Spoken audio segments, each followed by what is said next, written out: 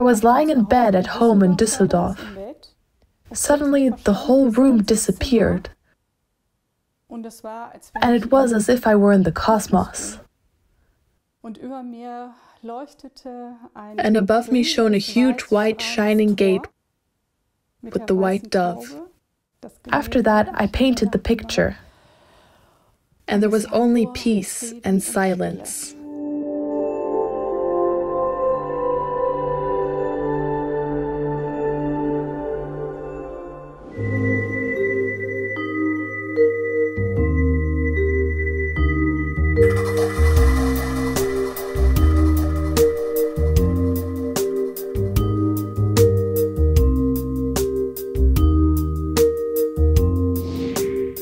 Bachor, Sie sind Grafikdesignerin, Kunsttherapeutin. Miss Bachor, you're a graphic designer, art therapist and near-death experiencer.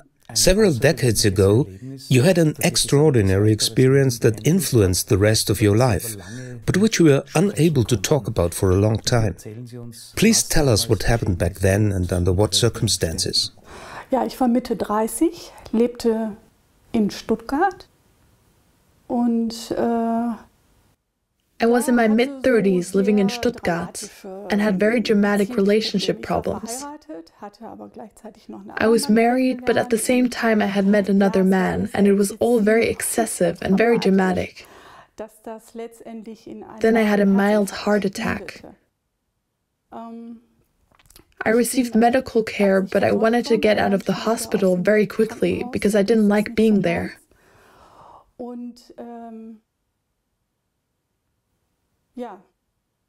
A friend thought I was going to commit suicide. I was so depressed at rock bottom because I destroyed my marriage. It didn't work out with the lover, and I was down. This was after your hospital stay? Yes, probably even before, but after the hospitalization, I didn't know how to go on. I realized that I had destroyed my whole existence, everything I had built up with my husband. We were living in parallel in the south of France. I was an art director, successful and earning a lot of money.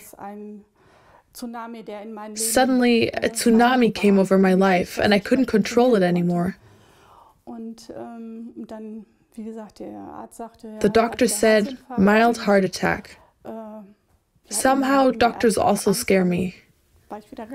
I was then very quickly back home in my apartment with my husband. He accepted it.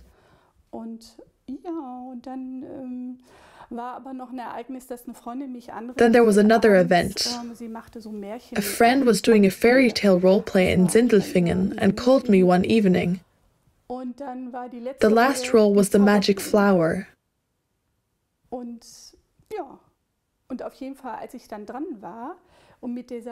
it was my turn to cast the spell with this flower, I burst into tears. During the performance? Yes, during the performance. I was just a stream of tears. All the drama and stress burst out of me, and at the same time this vision of redemption. I then went home, but I was still in this depressed state. In the morning, I went to the living room with a cup of coffee. I was wearing a red kimono. Sarah, my black cat, used to jump on the table. She wasn't supposed to, but she used to sit on the table. Suddenly, I felt myself being pulled out of my body. Gravity stopped. I was pulled out. I was still holding on to the top of our white round marble table. It went on, and I had the feeling that I was hanging under the ceiling. Then it went on, and I was in another sphere. Probably my body was still sitting there with my cat, but I really felt my consciousness expand. I was also no longer depressed, but happy. It was a little bit like in slow motion, like on a ladder.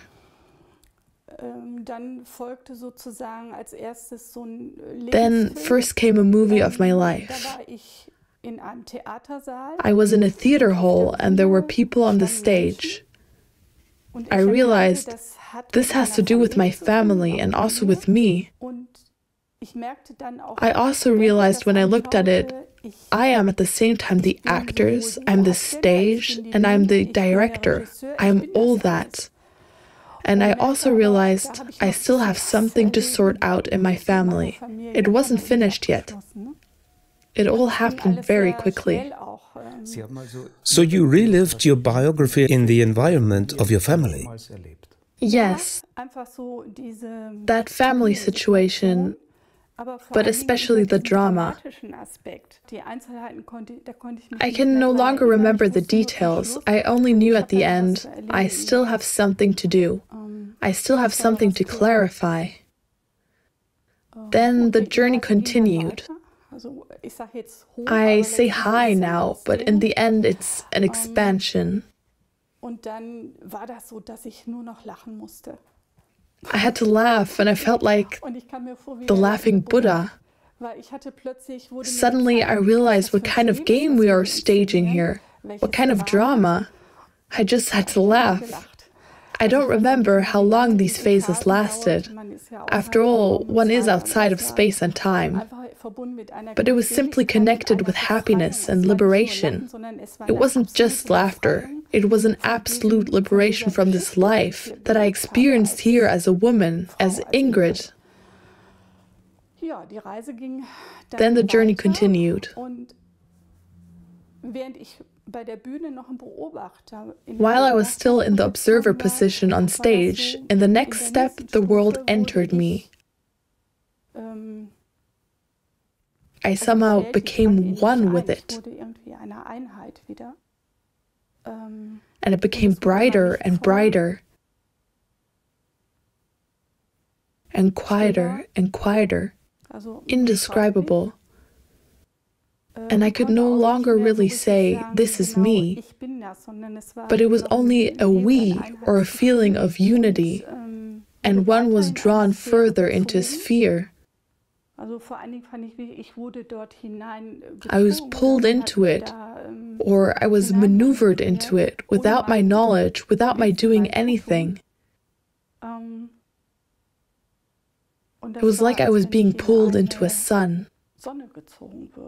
It was very bright, but I also felt like a huge sphere, a bit golden, like a sun. I had the feeling of merging with the Christ energy and not being alone at all. In the end, it was just the feeling that this is me. What do you associate with the term Christ energy? Absolute unity and love. This has nothing to do with the tradition of the church for me now. I thought about it for a long time. I was not religious at all before, but I knew this is the Christ energy, the absolute unity and love and stillness.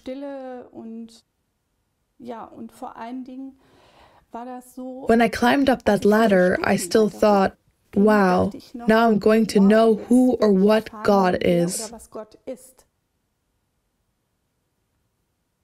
I had human ideas like maybe an old man with a white beard or something is waiting for me.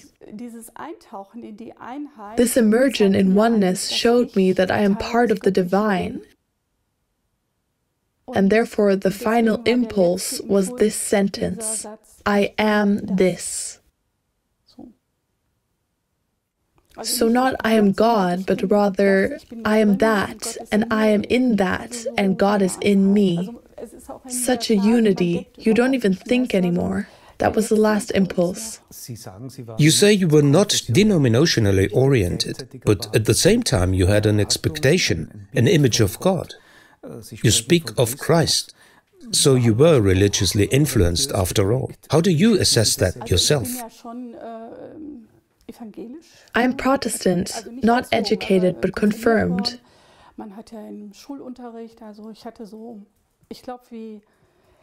You heard something about Jesus in middle school, about God, about love or something, but I couldn't imagine what that meant.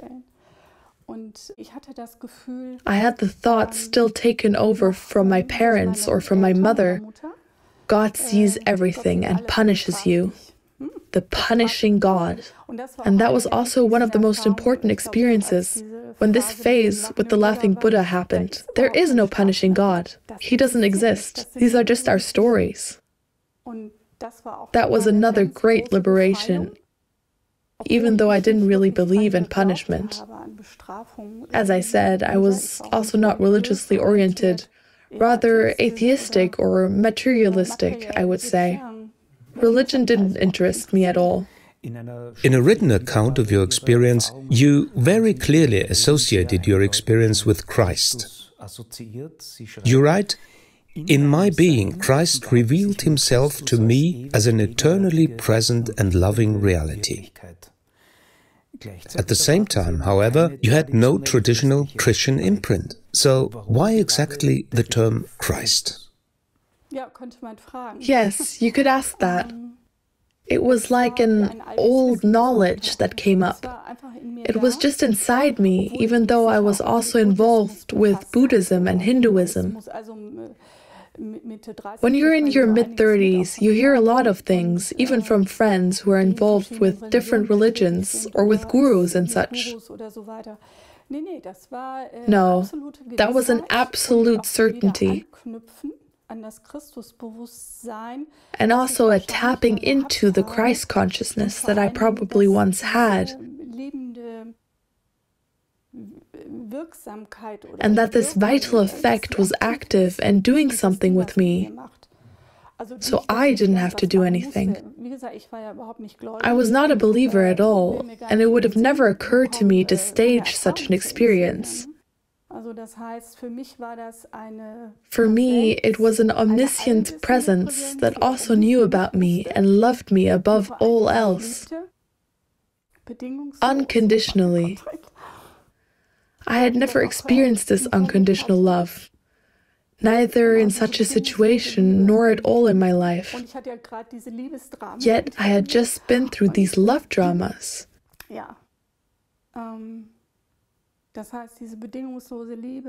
Experiencing this unconditional love was like a reconnection for me, perhaps with the source from which I had once come.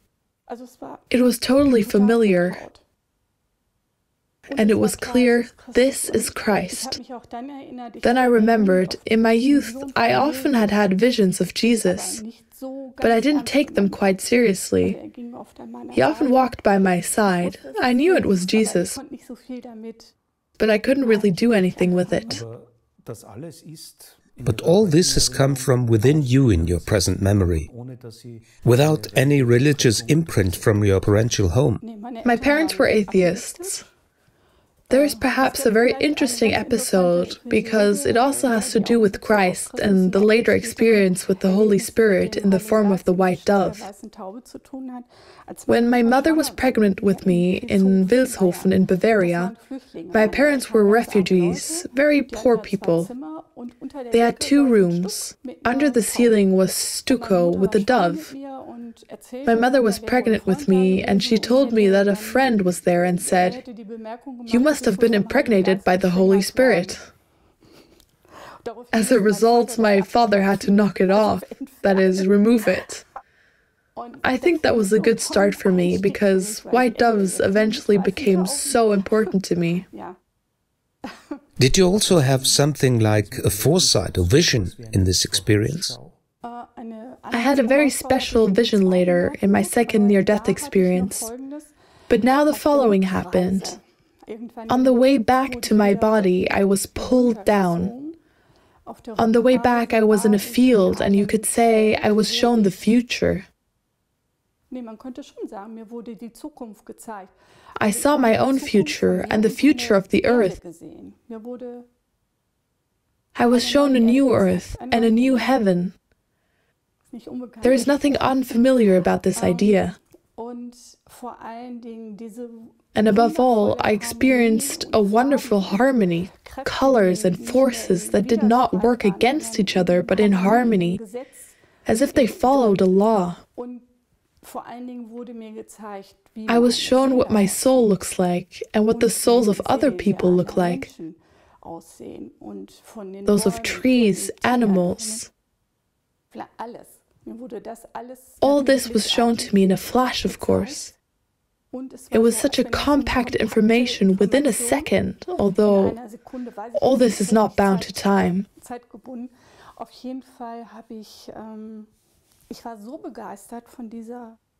I was so excited by this beauty and by what is behind the drama that we are experiencing here, that I said, I'll take that with me.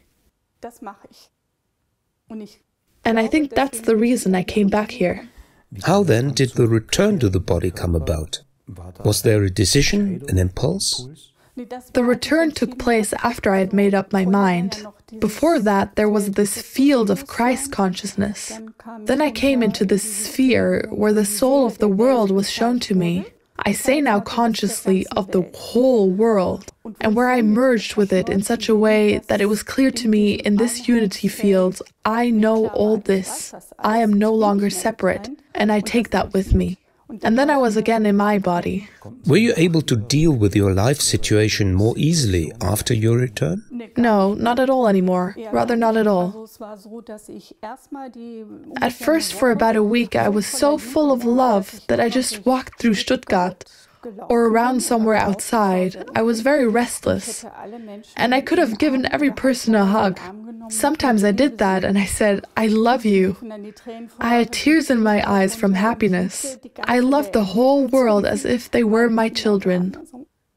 My husband, of course, saw this and thought this is not normal. I still had a job in an agency. They just looked at me funny. I felt, I can't go on like this. I have to do something. They also said I was radiating so much light and just smiling blissfully. I had tears of love in my eyes. I realized that I can't go on like this. My husband would have liked to put me in a psychiatric ward, I think. Couldn't you talk to him about it at all? He did not understand. He thought I was crazy or had had a dream. He didn't understand. Then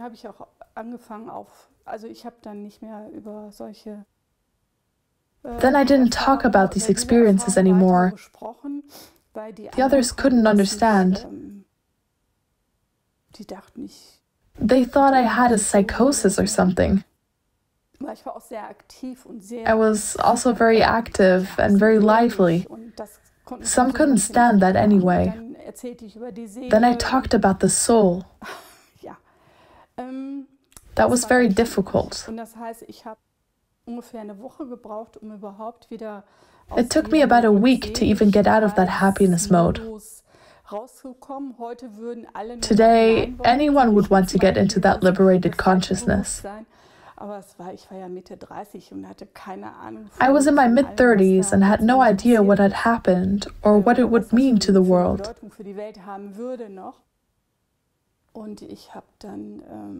I was just stomping on the ground, dancing to really get back down.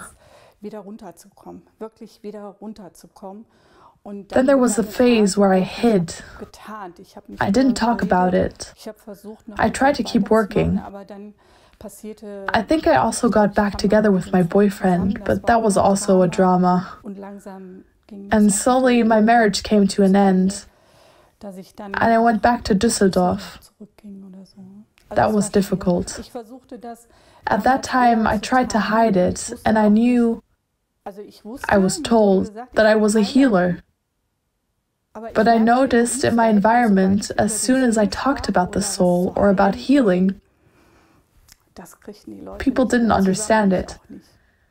And I myself didn't understand it either. I had no training in this direction.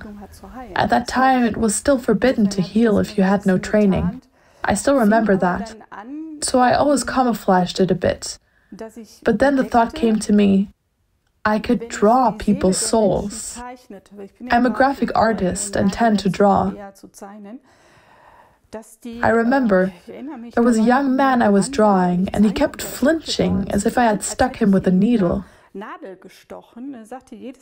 Every time I put the pencil on the page, he flinched. So he felt it. And I said, great, then this really reaches the body. So clients or people seeking advice confirmed to me that I had found a way to be advisory and healing through the drawings and paintings.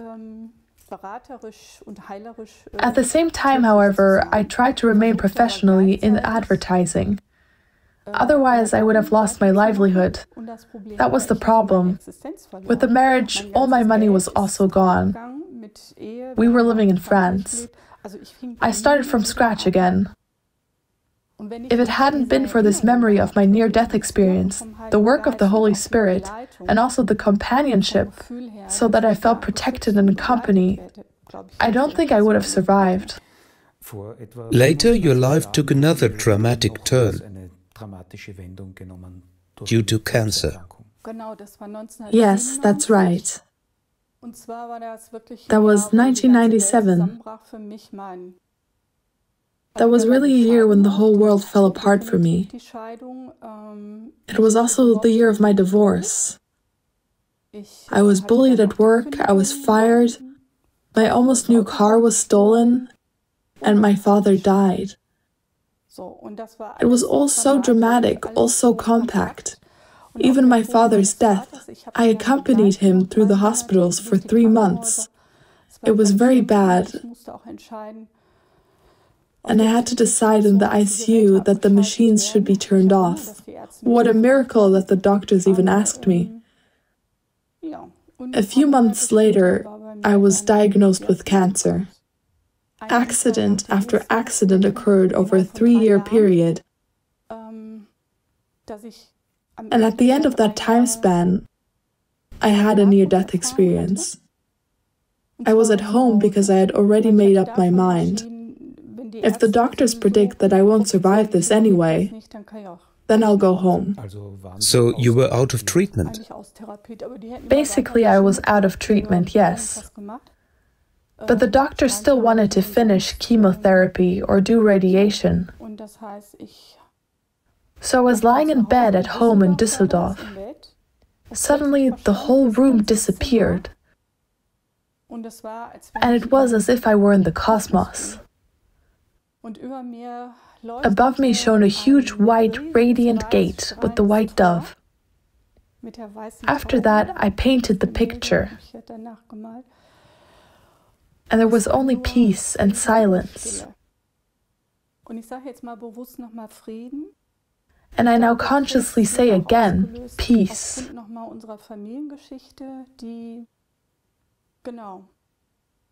I believe that cancer was triggered by our family history.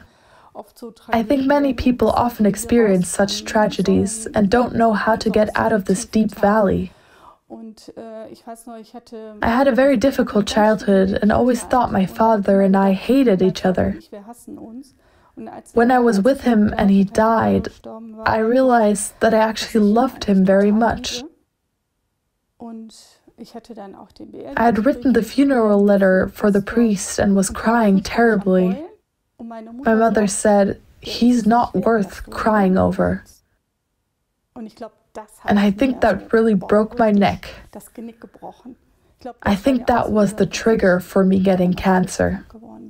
What was the cancer? Breast cancer, then metastases. I suppressed all that, including the thing with my mother. But when my father died, my mother was alone with me. And that's when I just realized what kind of game she was playing. I don't want to elaborate on that. But there are games like that, I know them from other situations, and that's really bad.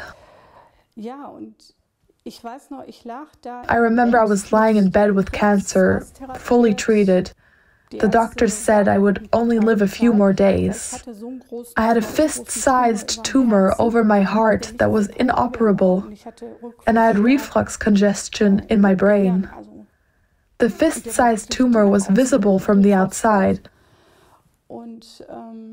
Also interesting, above the heart. The tumor was fused to the sternum, to the heart, to everything. It was inoperable. I lay there and had such a hatred for my mother. I realized there was such a struggle inside me, as if I shouldn't admit it to myself, that I hated my mother so much, could have killed her. And it just all came back up from before, what happened in our family, for example, mental abuse. I was in agony and I felt this hatred. It was almost a hellish experience for me, because I refused to be like that. It can't be. I had had a love experience back then. I can't be hating like that now. I am love after all. There was a tremendous contradiction in me. I couldn't fall asleep, and I also realized I can't die. I always fell asleep briefly and was jerked back to wakefulness. In the end, I said, I give up. I hate my mother. And at that moment, I was pulled out.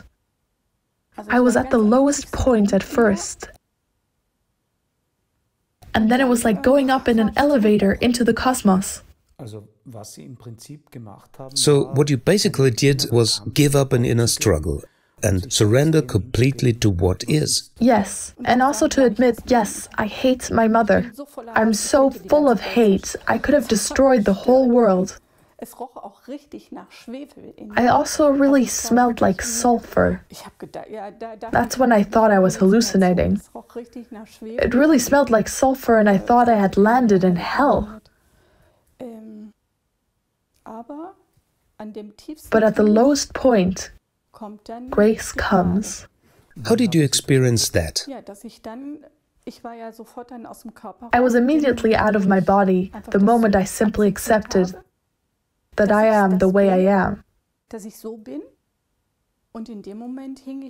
At that moment, I was hanging with my consciousness somewhere in the cosmos. I was out of my body very quickly. Above me was the Holy Spirit in the form of a white dove. And I knew immediately, this is Christ again. And above all, the gift of peace. I hated my mother so much that I could not have found peace within myself alone. And with what I had experienced and suffered through, I could not have made peace with my mother. And now it was absolutely silent. And the peace had a soft green light. I was in eternity.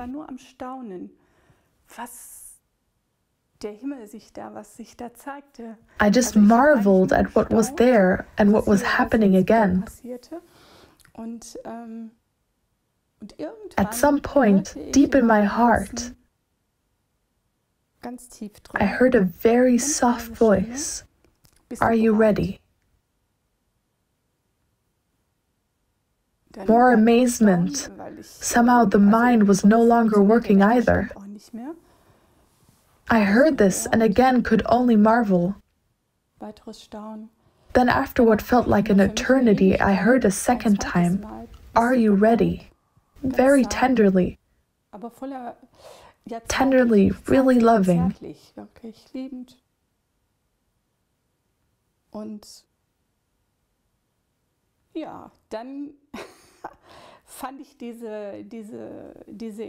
And the white dove impressed me so deeply that I said to myself, stop, I still have to paint that. If someone finds me dead, I should have left behind what I have experienced here. And then, bang, I was back in my body. Today I know, my spirit asked me with humor, are you ready? And thereupon I decided myself, I still have to paint this, I'll be back. What happened next with your illness? First I experienced the drama. I had fainted again. Again, the emergency doctor came. You automatically get to the hospital with the emergency doctor and ambulance. I was a nervous wreck, standing there naked and alone as a woman and being painted with felt-tip pen. I felt like a slaughter animal. But I accepted it. The doctor had told me, "You won't survive this. You'll be dead in 3 days. You have to decide. I'm taking you with me." Okay. Then came another radiation cycle of 40 days, which I agreed to. But nothing happened. It didn't get better until the end. And I think it was at the second or third last session when I realized that the machine was not okay. Before that, when I was under the radiation machine, something inside me was spinning. But that day, I got a real punch in the gut. Then I told the professor, "There's something wrong with the machine. I'm not doing this anymore." I explained that in writing too, but he assured me, "No, the device was just serviced. It's fine." Anyway, they pressured me so much, made me feel so guilty, that I finally agreed. Okay, I'll do the last session after all. The next time I had radiation burn, and a very bad one. I don't know if the doctor treated me with an ointment. I had contact allergy all over my body. I looked like I was burned at the stake, blisters from top to bottom. Only my face was free.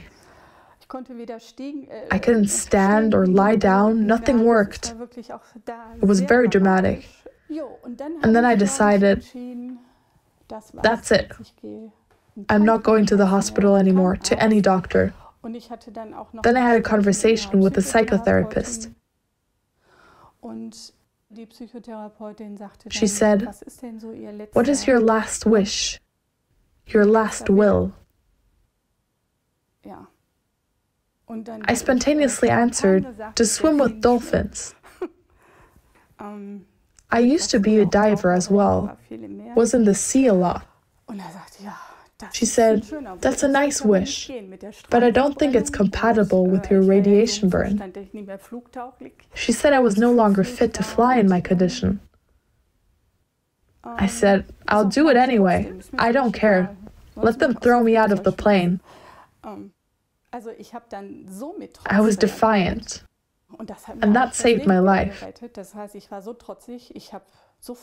I was so defiant that I immediately called Florida, booked an appointment, took all my money out of the account the last 100 DM. I put all my eggs in one basket. From the moment I knew I was going to fly to the dolphins, it takes 3-4 weeks until you get an appointment. It takes time. I was only concerned with dolphins. I discovered I now live 1 week longer. I also live 2 weeks longer. I didn't know why. The tumor may have gotten a little smaller, maybe because of the radiation. But I was just concerned with dolphins. I was watching dolphin movies. The animals were really my saving angels. Mentally, I connected with the dolphins. I also painted them. A few days before I left, I woke up, got in the shower, felt my body. I also had metastases the size of walnuts, ulcers in the lymphatic areas in my upper body, and found that this fist-sized tumor was gone. It was gone overnight. I thought I just had a nightmare, that I never had cancer at all. But then, of course, I saw the long scar in my right breast and the biopsy scars. They were there. The fact that the cancer was gone, it felt like a total release. Laughter. I experienced it even more intensely than during the near-death experience. It was even like something in my head was erased. Before, all you think about is cancer, cancer, cancer. You're in a black cloud when you have to live with the diagnosis of cancer and keep going through the scenarios with the doctors. All of that was erased, removed from my mind. I woke up in the body of a parallel Ingrid who doesn't have cancer, like in a parallel universe. This really happened overnight? Overnight. I didn't notice anything at night. I was asleep. The cancerous tumor was simply gone in the morning. This miracle after these 3 years of drama and the death sentence really convinced me. You once described it by saying, "The Holy Spirit has given me a new life." Yes, because in near death I had the vision with the white dove. I was often with Jesus at night on the Christ plane. There was always a lot happening, even in dreams. For me, it was a constant companionship, which I also partly suppressed due to the stress in the hospital. But the moment I woke up in the morning and experienced this miracle in me, I thought, He is really there. This works. This is not just a promise, but this works. This is an act of love to dissolve this. The near-death experience was like coming home for me. Everything was so familiar. But to experience a miracle healing in the physical reality, that is beyond anything. Do you feel that what you experienced was pure, undeserved grace? Or was this experience, after all, preceded by purposeful behavioral changes on your part? Looking back now, I think that even the first experiences or visions I had in my student days were already part of a steady development. In this life, there was a through line that connected me again with what I was before, but I may now also experience in my expanded consciousness who I am. This also showed up again later on. In 2003, there was another very intense experience. But in the Bible it says, God works through the Holy Spirit in the form of the white dove. I remembered that. Is it one and the same for you, the Christ Spirit and the Holy Dove? I was told that I was so faithless that they would have had to make a real show in the form of a white dove in order for that to make an impression on me. Otherwise, they would have not been able to convince me. Why do you think it was important to convince you? I asked myself the same question. Please tell us more about what happened in 2003. This miracle healing took place in the year 2000. That was in Düsseldorf. At that time, I had no more money, had to start all over again, and stayed with friends somewhere near Bad Münder. That was also another really bad time. I was at the bottom again. In 2003, I went back to Düsseldorf. Later, I found an apartment in Krefeld, tried to start over. I stayed with a friend with whom I could live while I was looking for an apartment. The three of us meditated just like that, sitting down in the evening and meditating. Suddenly I realized again, okay, the journey is starting again. I was pulled out of my body, and the body was completely rigid. I sat there, and they could hardly get me out of that state afterwards. From where? Get out. From this rigidity, the body was paralyzed. I experienced myself on the Scottish island of Iona, where I had never been before. After the fact, I did some research. Iona means the white dove in Scottish.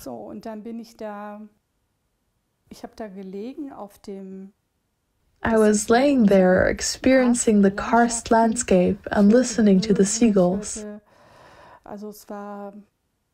It was like a summer day. In the distance, I could hear the sea roaring. I was laying on the stubbly grass, arms outstretched, on my back, almost like I was nailed down, quite rigid. I couldn't move. But I had a feeling for my body, even though it was in Düsseldorf during meditation. These noises, the wind, the rustling, that became stronger and stronger, stronger and stronger. It sounded like fluttering sails, very loud. Then the sky opened up, and a huge white dove swooped down, bigger than me. She landed on my chest, and I could really smell her feathers, that cool freshness. She dropped 3 drops of blood into my heart, one after another.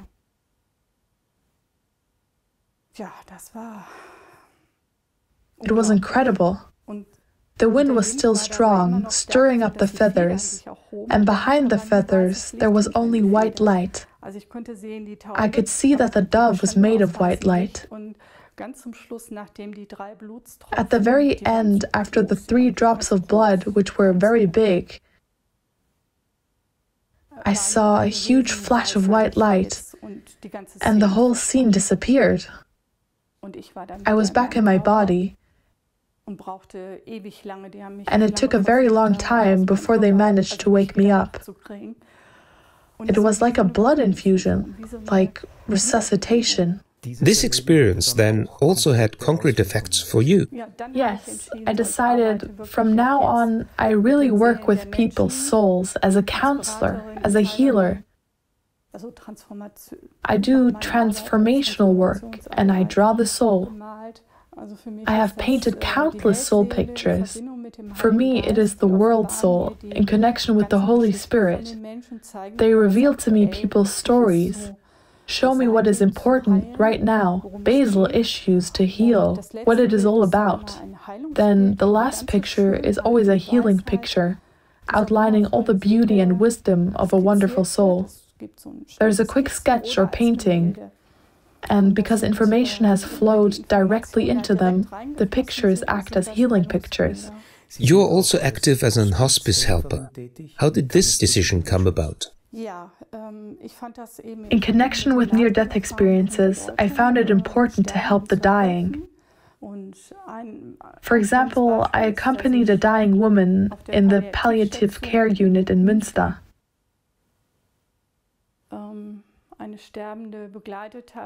She had previously been in a painting class with me. Then I went to the hospital and took leaves, pens and paints with me. She could sit down for 10 minutes at a time. She was given opium. Beforehand, I always took her on a meditative journey into her heart, into the heart space.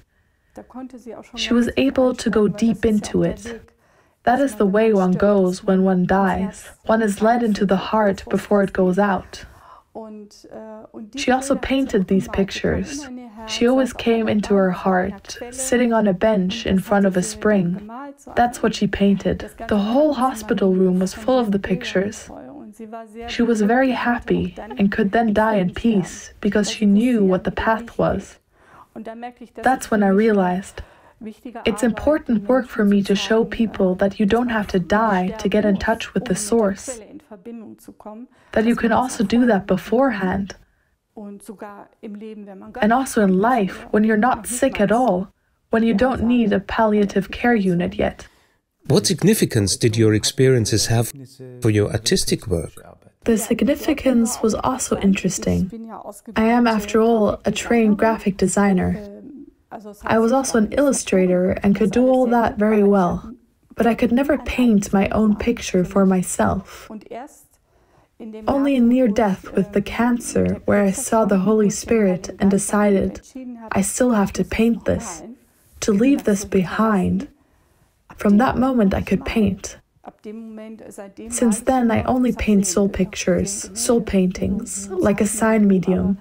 But I'm not just like a channel, I kind of am that. It's easier for me to draw that. You have repeatedly captured your experiences in very impressive images. Is there one that is particularly important to you? Yes. Especially important is the painting of what I experienced in near death when I was ill with cancer. The Dove of Peace. I now call it the Dove of Peace because the theme was peace and silence. This huge white gate in the cosmos. And I was such a small point of light, of consciousness in between. Below me was something that I identified at that time as the world soul. The soul of the world, a green, shining, sparkling crystal in which all knowledge for this world is stored. And above me was this gate with the white dove. But it stood still. It was not fluttering. It was standing very still. That was the decision. I still have to paint and leave what I experienced here to this world. That was incredible, even for me. Then I probably crawled out of bed, looked for color in my studio, and started. Out of that came this painting. It still feeds me and still connects me. It's like an open door into this world that Jesus Christ promised us. Ms. Bachor, thank you very much for the insights into your experiences and your work. I also thank you very much. Thank you very much for the interview. Thank you.